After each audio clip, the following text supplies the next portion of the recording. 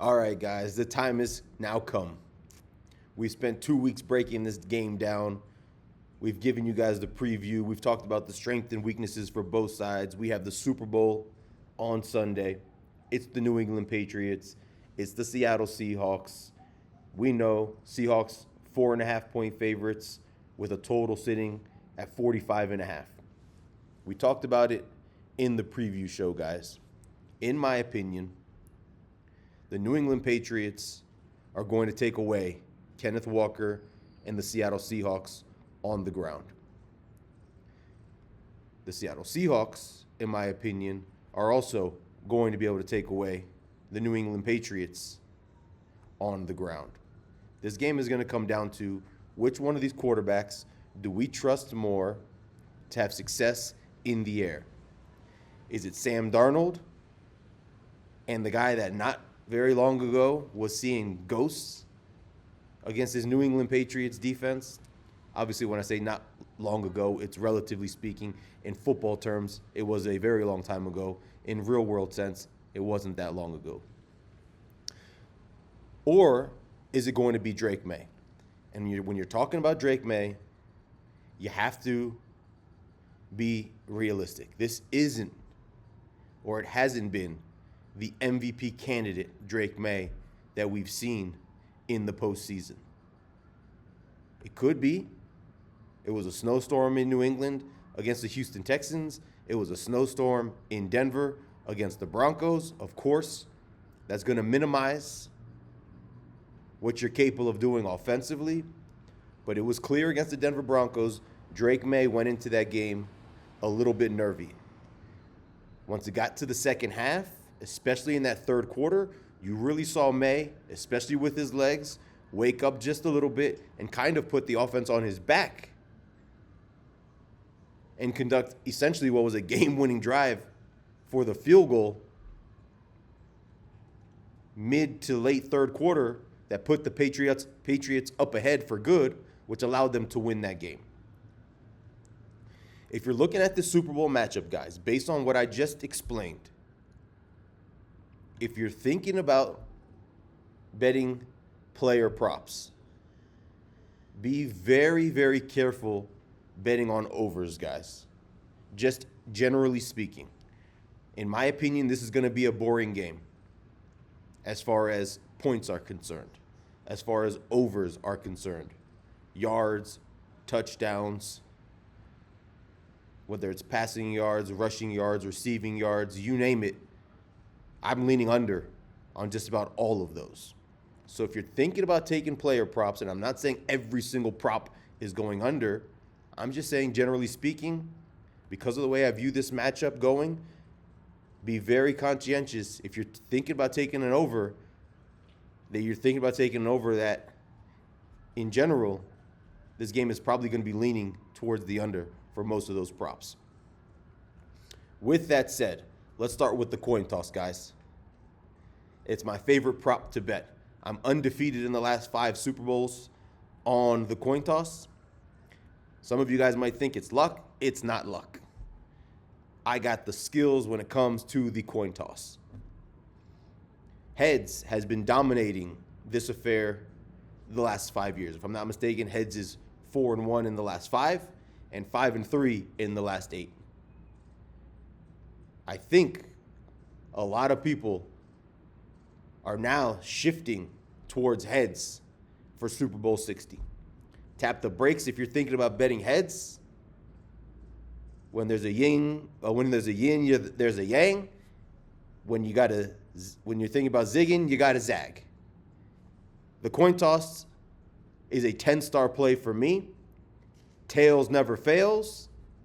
This season's Super Bowl edition of the coin toss winner will be on tails, and the run is starting this weekend for tails moving forward. Second bet that I absolutely love, guys, and I talked about it already. Let's talk about Kenneth Walker. This New England Patriots defense, especially inside with Christian Barmore and with Milton Williams, clog inside run game. When the Seahawks get in deep. 66% of their run plays are inside the tackles. This is probably the best defense in the NFL at stopping rushing touchdowns, especially inside with those two mammoths at defensive tackle. Give me a 10-star play on Kenneth Walker not to score a touchdown in the Super Bowl at plus 150.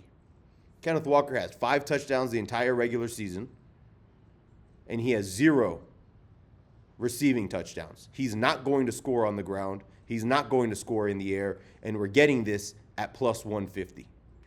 Moving into the actual game, guys. This total is at 45.5. This Seattle Seahawks defense is going to have a ton of success against this Patriots offense. Why do I say that? This is a too high defensive shell. In order for the New England Patriots to have any success against this type of defense, they're going to have to be able to run the ball with a lot of success to force the Seahawks to get out of their too high shell and start playing single high safety. The reason why the St. Louis Rams were able to have so much success against the Seahawks team, the Seahawks defense, is because they were able to run the ball, forcing the Seattle Seahawks to bring a safety into the box, now isolating Puka Nacua and or Devontae Adams on the outside. I don't want to call it a weakness of the Seattle Seahawks defense, but the least of their strengths are their outside corners. If the New England Patriots can't run the ball successfully and force Seattle to get out of that too high shell, playing cover 6 and cover 8 coverages, which give Drake May fits this entire season. We've seen it from the Bills. We've seen it from the Ravens. We've seen it from the Chargers, the Texans. Ever since Sean McDermott implemented the cover 6 defense against Drake May, we've seen the rest of this copycat league do the same thing to Drake May. He holds on to the ball longer, he's taking sacks, and he's not having a ton of success. The Patriots don't have Devontae Adams. They don't have Puka Nacua. They're going to struggle against this Seattle Seahawks defense. This Seahawks defense has given up 23 points or more to one team this entire season that isn't named the Los Angeles Rams. If we take that into consideration and we say the Patriots at most are going to score 20 points, that means this Seahawks team is going to have to score 26 in order for this game to get to 46 plus. The New England Patriots this entire season, if I'm not mistaken, have only allowed 26 plus points 2 times. I don't see a way in which this game is going over the number. It's another 10-star play.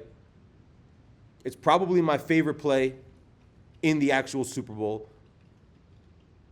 However, this is going to be a low-scoring affair. It's going to come down to the wire. I don't see either team getting above 24 points.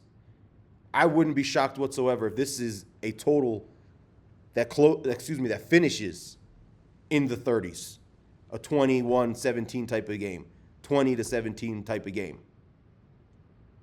If it does get into the 40s, I don't see it getting over 45. With all of that said, moving into the actual side prediction, it's another 10-star play. You probably can diagnose who I like based on the score predictions that I just gave you.